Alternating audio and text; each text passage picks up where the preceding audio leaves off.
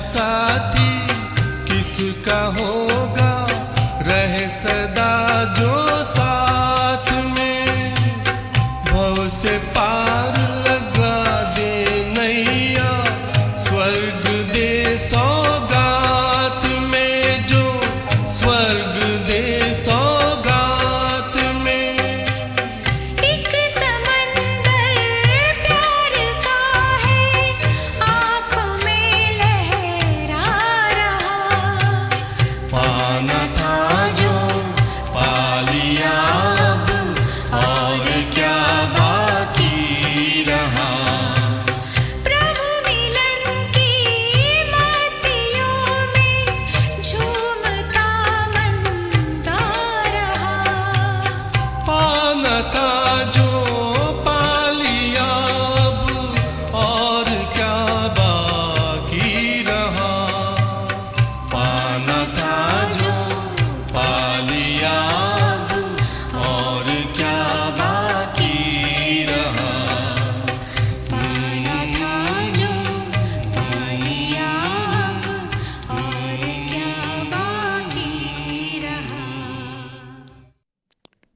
शांति।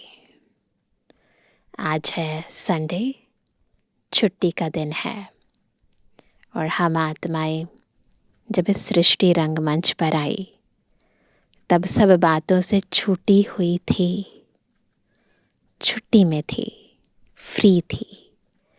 किसी बात की कोई चिंता नहीं थी, न देह की, न दुनिया की, न संबंधों की और ना ही किसी कर्म की। परंतु जन्म पुनर्जन्म में आते आते जब द्वापर युग में पहुँचे तब से थोड़ी थोड़ी चिंताएं प्रारंभ हो गईं और द्वापर युग से कलयुग आते आते कलयुग अंत तक हमारी ऐसी अवस्था हो गई कि अब चिंताओं के बगैर जीवन क्या होता है उसका अनुभव ही भूल गया है। और इसीलिए हमें सब बोझों से मुक्त करने, हमारे सब फिक्रों को ले लेने खुद शिव बाबा सर्वशक्तिमान इस सृष्टि पर आए हैं और हमें कैसे बेफिक्र बादशाह बनना है, फिर से कैसे फ्री होना है, निश्चिंत बनना है, उसकी बहुत ही श्रेष्ठ विधि सिखा रहे हैं। आज की मुरली हमें वही विधि और उस विधि से क्या क्या सिद्धियां हैं उसे बहुत ही विस्तार पूर्वक बता रहे हैं। तो बहुत ही प्यार से अव्यक्त स्थिति में स्थित होकर सुनेंगे अव्यक्त बाप दादा के मधुर महावाक्य। आज है 2 नवंबर 2025। अव्यक्त बाप दादा के रिवाइज कोर्स के 31 अक्टूबर सन 2007 के महावाक्य हैं। अपने श्रेष्ठ स्वमान के फखर में रह, असंभव को संभव करते बेफिक्र बादशाह बनो। आज बाप दादा अपने चारों ओर के श्रेष्ठ स्वमानधारी विशेष बच्चों को देख रहे हैं। हर एक बच्चे का स्वमान इतना विशेष है जो विश्व में कोई भी आत्मा का नहीं है। आप सभी विश्व की आत्माओं के पूर्वज भी हो और पूज्य भी हो। सारे सृष्टि के वृक्ष की जड़ में आप आधार मूर्त हो। देखो खुद को कल्प वृक्ष की जड़ों में। सारे विश्व के पूर्वज पहली रचना हो। बाप दादा हर एक बच्चे की विशेषता को देख खुश होते हैं। चाहे छोटा बच्चा है, चाहे बुजुर्ग माताएं हैं, चाहे प्रवृत्ति वाले हैं, हर एक की अलग अलग विशेषताएं हैं। आजकल कितने भी बड़े ते बड़े साइंसदान हैं, दुनिया के हिसाब से विशेष हैं। जो प्रकृति जीत तो बने, चंद्रमा तक भी पहुंच गए, लेकिन इतनी छोटी सी ज्योति स्वरूप आत्मा को नहीं पहचान सकते। और यहाँ छोटा सा बच्चा भी मैं आत्मा हूँ ज्योति बिंदु को जानता है। फलक से कहता है मैं आत्मा हूँ। कितने भी बड़े महात्माएं हैं और ब्राह्मण माताएं हैं, माताएं फलक से कहती हमने परमात्मा को पा लिया। कहती है ना सब माताएं, पा लिया है ना। और महात्माएं क्या कहते, परमात्मा को पाना बहुत मुश्किल है। प्रवृत्ति वाले चैलेंज करते हैं कि हम सब प्रवृत्ति में रहते, साथ रहते, पवित्र रहते हैं, क्योंकि हमारे बीच में बाप है। इसलिए दोनों साथ रहते भी सहज पवित्र रह सकते हैं, क्योंकि पवित्रता हमारा स्वधर्म है। पर धर्म मुश्किल होता है, स्वधर्म सहज होता है। और लोग क्या कहते, आग और कपूस साथ में रह नहीं सकते, बड़ा मुश्किल है। और आप सब क्या कहते? बहुत सहज है। आप सबका शुरू शुरू का एक गीत था, कितने भी सेठ स्वामी हैं, लेकिन एक अल्फ को नहीं जाना है, छोटी सी बिंदी आत्मा को नहीं जाना। लेकिन आप सभी बच्चों ने जान लिया, पा लिया। इतने निश्चय और फखुर से बोलते हो, असंभव संभव है। बाप दादा भी हर एक बच्चे को विजयी रत्न देख हर्षित होते हैं, क्योंकि हिम्मते बच्चे मददे बाप है। इसलिए दुनिया के लिए जो असंभव बातें हैं वह आपके लिए सहज और संभव हो गई हैं। फखुर रहता है कि हम कौन हैं? हम डायरेक्ट परमात्मा के बच्चे हैं। है सबको फखुर। क्या फखुर है? हम परमात्मा के डायरेक्ट बच्चे हैं।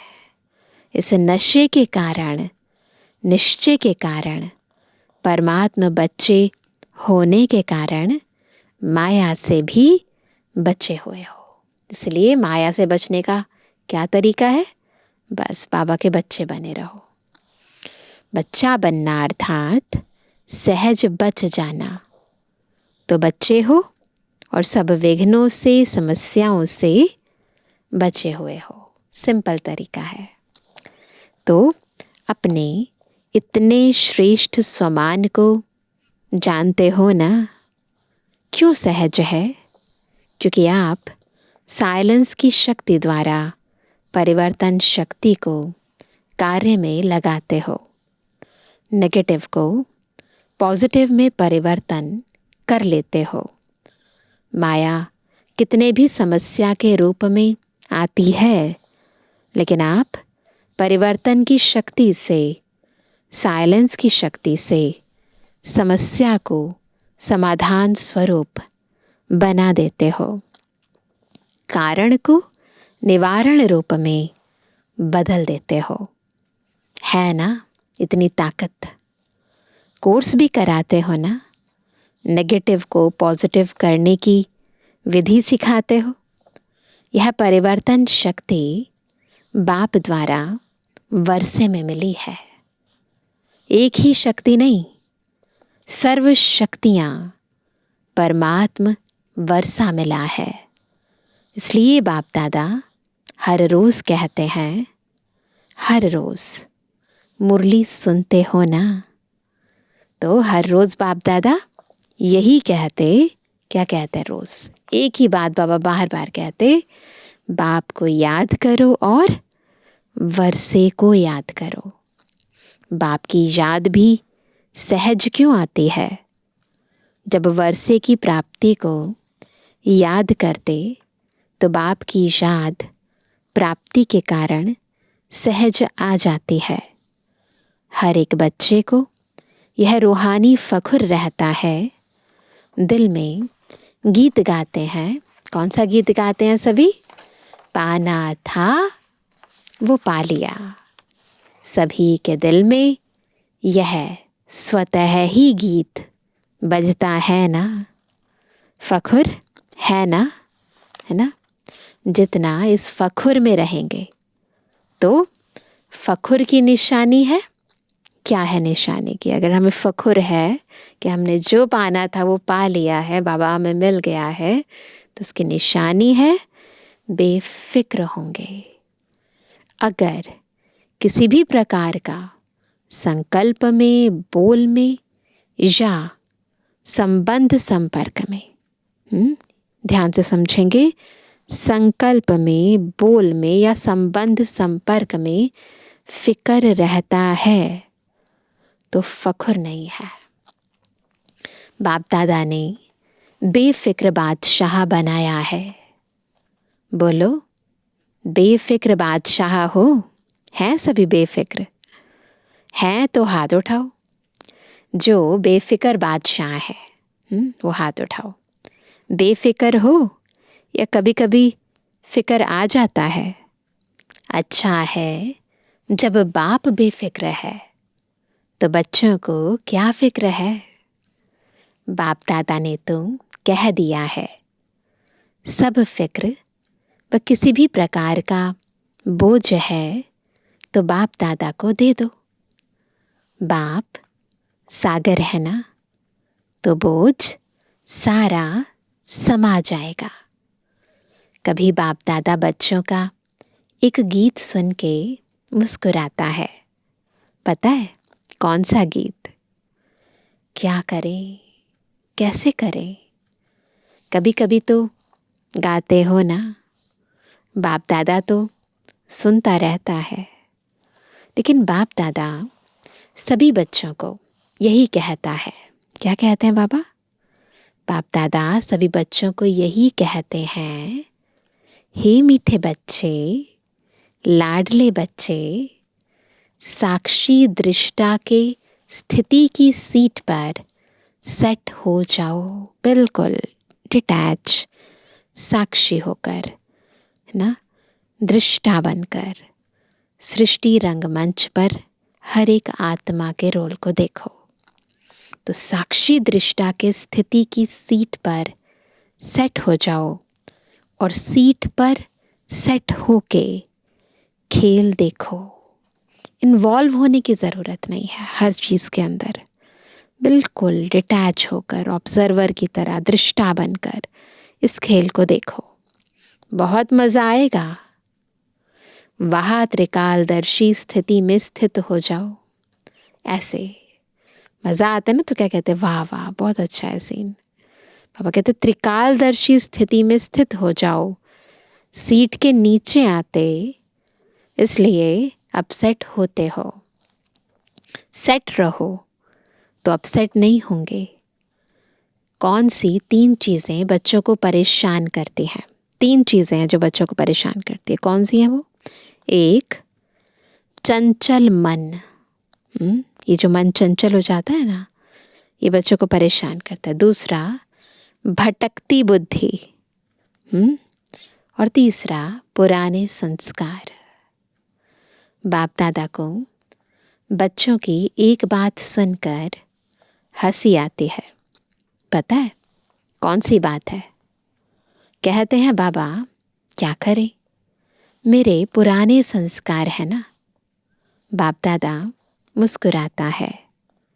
जब कह ही रहे हो मेरे संस्कार, तो मेरा बनाया है ना, तो मेरे पर तो अधिकार होता ही है ना। जब कह दिया मेरे संस्कार आपके हैं, तो फिर उसका अधिकार हो गया ना आप पर।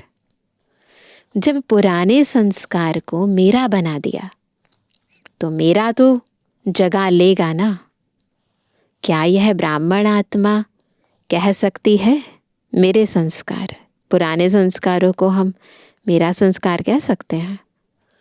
मेरा मेरा कहा है तो मेरे ने अपनी जगह बना दी है। आप ब्राह्मण मेरा नहीं कह सकते। यह पास्ट जीवन के संस्कार है, द्वापर युगी संस्कार है ना, आपके नहीं है, रावण के है ना। शूद्र जीवन के संस्कार हैं, ब्राह्मण जीवन के नहीं है। तो मेरा मेरा कहा है तो वह भी मेरे अधिकार से बैठ गए हैं। तो हमने उसे अपना बना लिया है ना, इसलिए वो जाता नहीं है। ब्राह्मण जीवन के श्रेष्ठ संस्कार जानते हो ना, और यह संस्कार जिनको आप पुराने कहते हो, वह भी पुराने नहीं है। आप श्रेष्ठ आत्माओं का पुराने ते पुराना संस्कार वो कौन सा है? अनादि और आदि संस्कार है। जो परमधाम में हमारे संस्कार थे, जो सतयुग त्रेता में हमारे संस्कार थे, वो हैं हमारे पुराने संस्कार, आदि अनादि संस्कार। यह तो द्वापर मध्य के संस्कार हैं। तो मध्य के संस्कार को बाप की मदद से समाप्त कर देना कोई मुश्किल नहीं है। पहले समझना है कि ये मेरे नहीं है, ये पराये हैं, रावण के हैं, शूद्रपन के हैं, मध्यकाल के हैं। तो जब ये रियलाइजेशन होगी तो बाबा की मदद से इन्हें खत्म करना सहज हो जाएगा। परंतु होता क्या है, बाप जो सदा आपके साथ कंबाइंड है, उसे कंबाइंड जान सहयोग नहीं लेते, है ना, भूल जाते हैं ना बाबा को, तो बाबा से मदद नहीं लेते, सहयोग नहीं लेते। कंबाइंड का अर्थ ही है समय पर सहयोगी, लेकिन समय पर सहयोग न लेने के कारण मध्य के संस्कार महान बन जाते हैं। बाप दादा जानते हैं कि सभी बच्चे बाप के प्यार के पात्र हैं, अधिकारी हैं। बाबा जानते हैं कि प्यार के कारण ही सभी पहुंच गए हैं, चाहे विदेश से आए हैं, चाहे देश से आए हैं, लेकिन सभी परमात्म प्यार की आकर्षण से अपने घर में पहुँचे हैं। बाप दादा भी जानते हैं प्यार में मेजॉरिटी पास है। विदेश से प्यार के प्लेन में पहुँच गए हो, बोलो सभी प्यार की डोर में बंधे हुए यहाँ पहुँच गए हो ना। यह परमात्म प्यार दिल को आराम देने वाला है। अच्छा, जो पहली बार यहाँ पहुँचे हैं वह हाथ उठाओ, हाथ हिलाओ। भले पधारे। अभी बाप दादा ने जो होमवर्क दिया था, याद है होमवर्क? याद है? बाप दादा के पास कई तरफ से रिजल्ट आई है, सभी की रिजल्ट नहीं आई है, कोई की कितने % में भी आई है। लेकिन अभी क्या करना है, बाप दादा क्या चाहते हैं पता होना चाहिए ना। बाप दादा यही चाहते हैं कि सब पूजनीय आत्माएं हैं, तो पूजनीय आत्माओं का विशेष लक्षण क्या है? दुआ देना ही है। यही है ना, बाबा ने होमवर्क दिया था ना, दुआएं देनी है, दुआएं लेनी है। तो आप सभी जानते हो कि आप सभी पूजनीय आत्माएं हो, तो यह दुआ देना अर्थात दुआ लेना अंडरस्टूड हो जाता है ना। तो हम सभी कौन हैं? पूजनीय आत्माएं। स्थिति में स्थित होकर जैसे जैसे हम दुआएं देंगे तो ऑटोमेटिकली दुआएं मिलेंगी भी। बाबा कहते हैं जो दुआ देता है, जिसको देते हैं, उसके दिल से बार बार देने वाले के लिए दुआ निकलती है।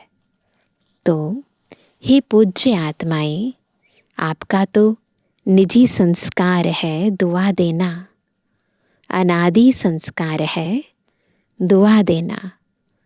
जब आपके जड़ चित्र भी दुआ दे रहे हैं तो आप चैतन्य पूज्य आत्माओं का तो दुआ देना यह नेचुरल संस्कार है। इसको कहो मेरा संस्कार। मध्य द्वापर के संस्कार नेचुरल और नेचर हो गए हैं। वास्तव में यह संस्कार, कौन सा संस्कार? दुआ देने के नेचुरल नेचर है। ये है हमारा वास्तविक संस्कार।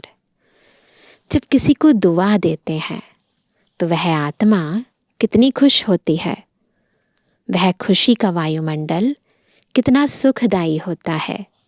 तो जिन्होंने भी होमवर्क किया है उन सबको, चाहे आए हैं चाहे नहीं आए हैं, लेकिन बाप दादा के सामने है, तो उन्हों को बाप दादा मुबारक दे रहे हैं। होमवर्क किया है तो उसे अपनी नेचुरल नेचर बनाते हुए आगे भी करते कराते रहना।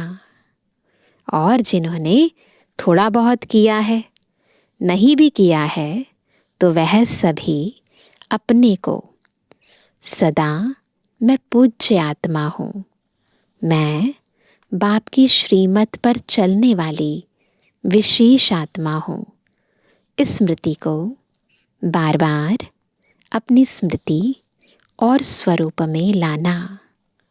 क्योंकि हर एक से जब पूछते हैं कि आप क्या बनने वाले हो, तो सब कहते हैं हम लक्ष्मी नारायण बनने वाले हैं। राम सीता में कोई नहीं हाथ उठाता। जब लक्ष्य है 16 कला बनने का, तो 16 कला अर्थात परम पूज्य पूज्य आत्मा का कर्तव्य ही है, क्या है? दुआ देना। यह संस्कार चलते फिरते सहज और सदा के लिए बनाओ। हो ही पूज्य, हो ही 16 कला। लक्ष्य तो यही है ना, है ना? तो फिर अपना जो निजी संस्कार है इसे मर्ज करो कि मुझे सबको दुआ देनी है। कोई दुआ दे ना दे कोई बात नहीं, मेरा नेचर है दुआ देना।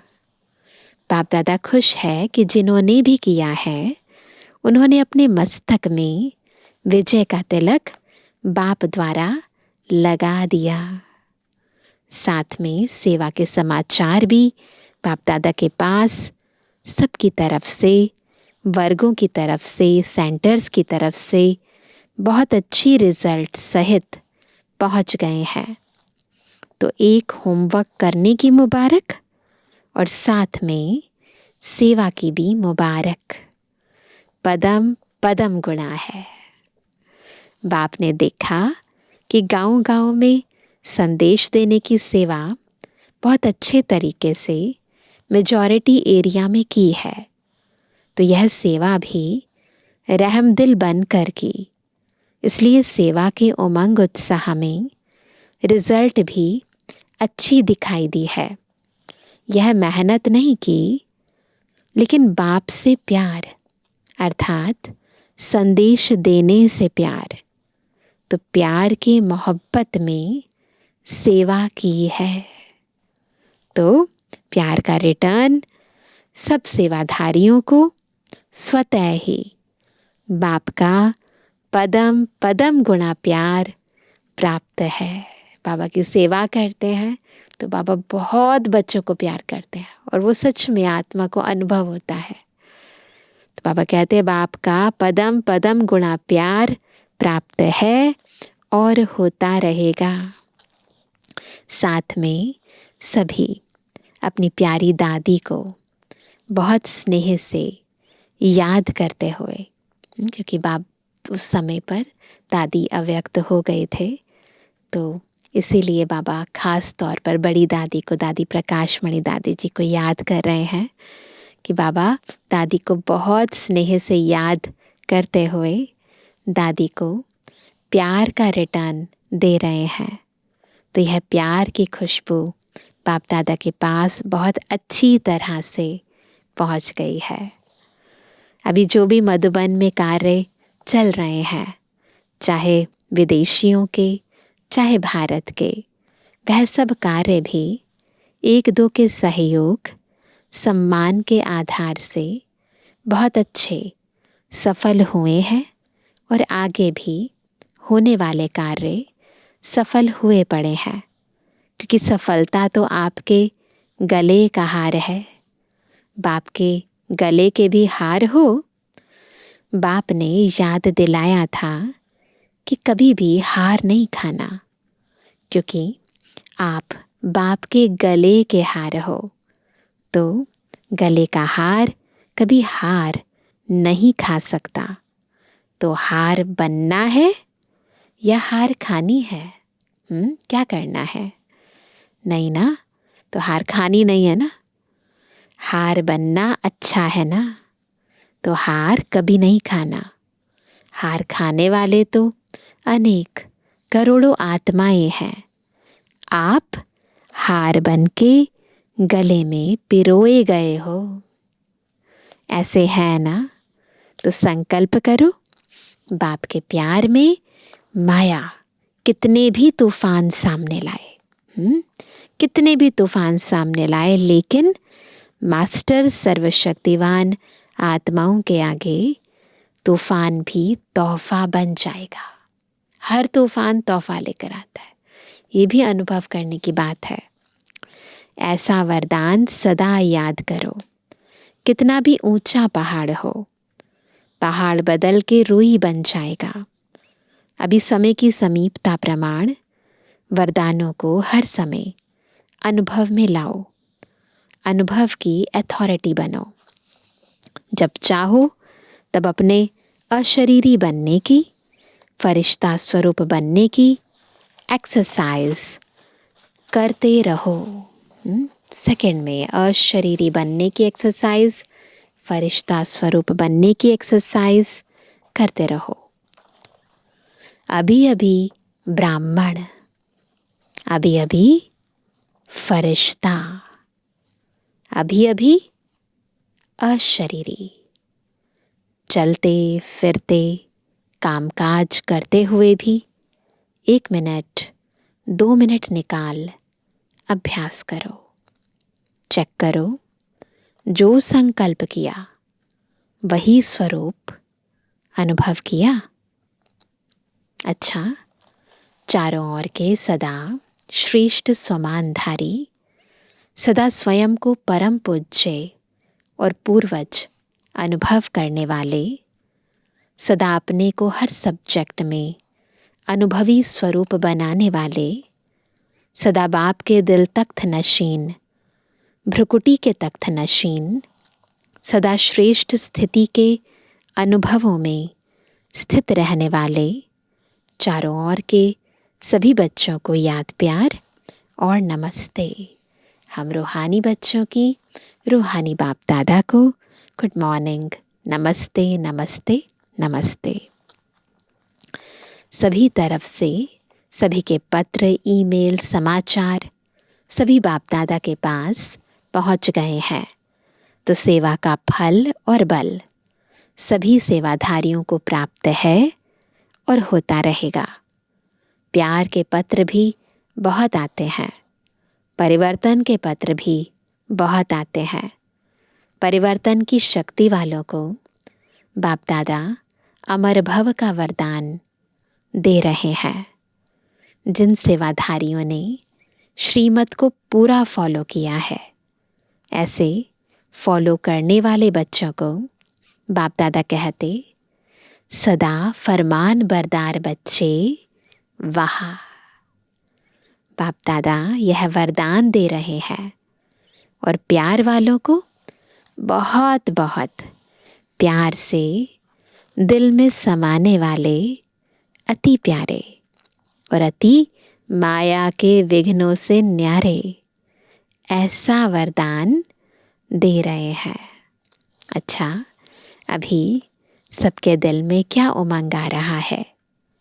एक ही उमंग, बाप समान बनना ही है यह उमंग? पांडव हाथ उठाओ। बनना ही है। देखेंगे, बनेंगे, गे नहीं करना, लेकिन बनना ही है। पक्का पक्का। अच्छा, हर एक अपना ओके का कार्ड अपने टीचर के पास चार्ट के रूप में देते रहना।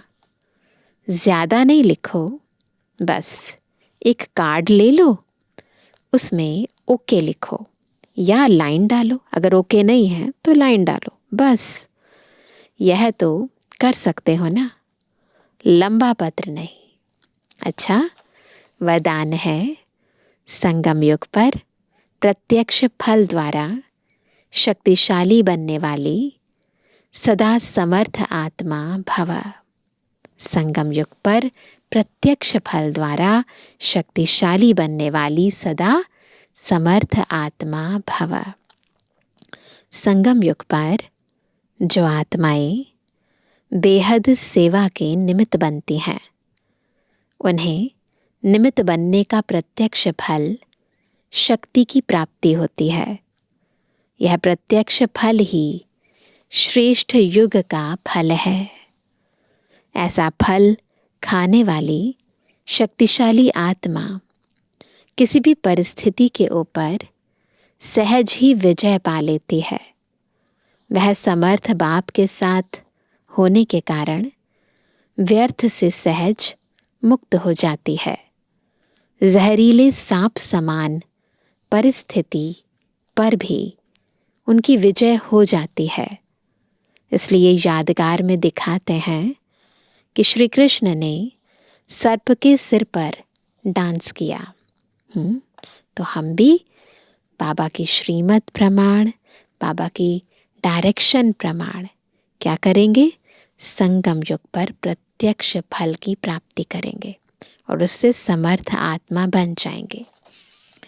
स्लोगन है, पास विद ऑनर बनकर पास्ट को पास करो और बाप के साथ पास रहो। तो ये पास याद रखेंगे। क्या करना है? पास विद ऑनर बनना है, पास्ट को पास करना है और बाबा के सदा पास रहना है। 3 पास।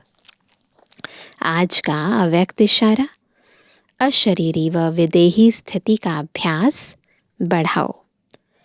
जैसे बाप दादा अशरीरी से शरीर में आते हैं, वैसे ही बच्चों को भी अशरीरी हो।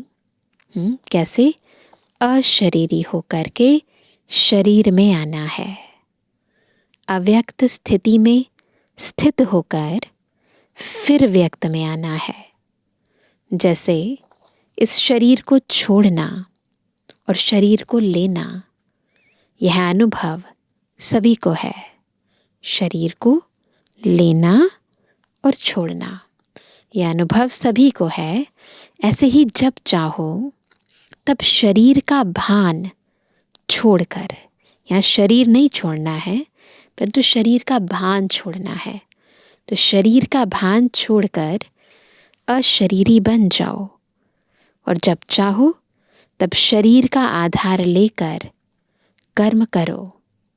बिल्कुल ऐसे ही अनुभव हो जैसे यह स्थूल चोला अलग है और चोले को धारण करने वाली मैं आत्मा अलग हूँ। तो बार बार ये अभ्यास करना है, मैं आत्मा अलग और देह अलग।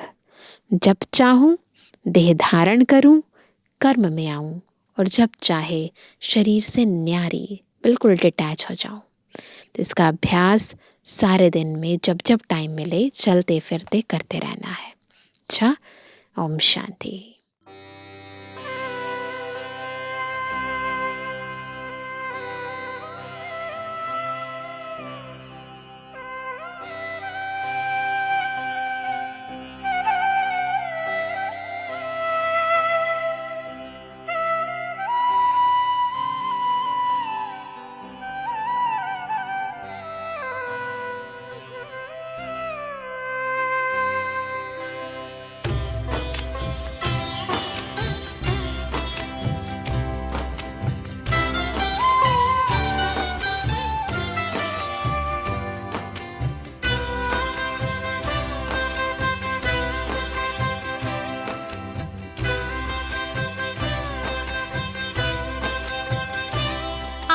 दृष्टि यूं ही देते रहो बाबा, आप दृष्टि यूं ही देते रहो बाबा।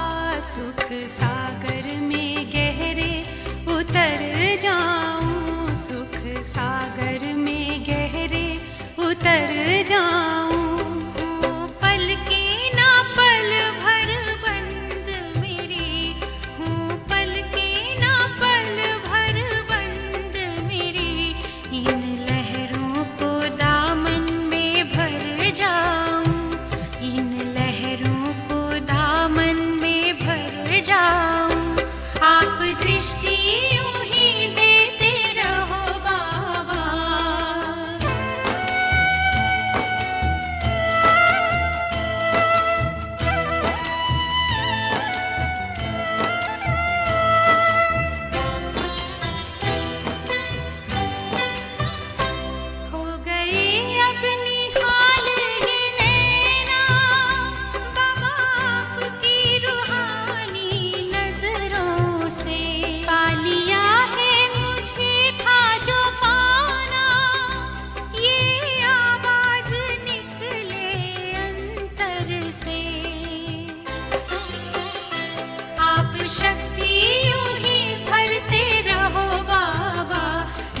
देह की दुनिया से उड़ जाऊं।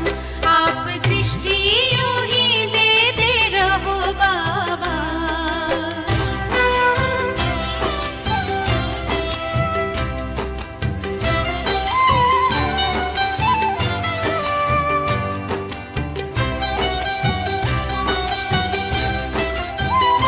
शुक्रिया आपका लाखों बाबा, आपने हमको दिल से अपना लिया।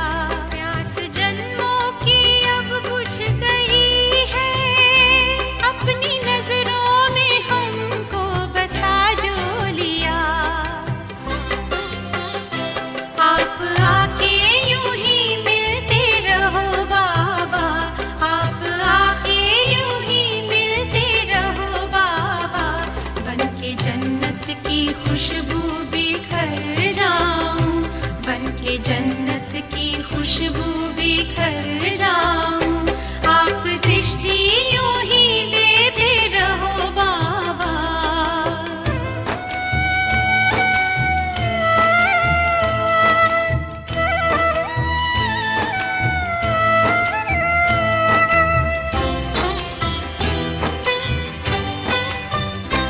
हर कल्प यूं ही मिलते रहेंगे, प्रीत की डोरी ऐसी है बांधी। आपसे दूर ना रह सकेंगे, आए माया की कितनी भी आंधी। प्यार की वर्षा करते रहो बाबा, प्यार की वर्षा करते रहो बाबा। मैं स्नेह के मोती से भर जाऊं, मैं स्नेह के मोती से भर जाऊं। आप दृष्टि यूं ही देते रहो बाबा, आप दृष्टि यूं ही देते रहो बाबा। सुख सागर में गहरे उतर जाऊं, सुख सागर में गहरे उतर जाऊं। हूँ पल के ना पल भर बंद मेरी, हूँ पल के ना पल भर बंद मेरी।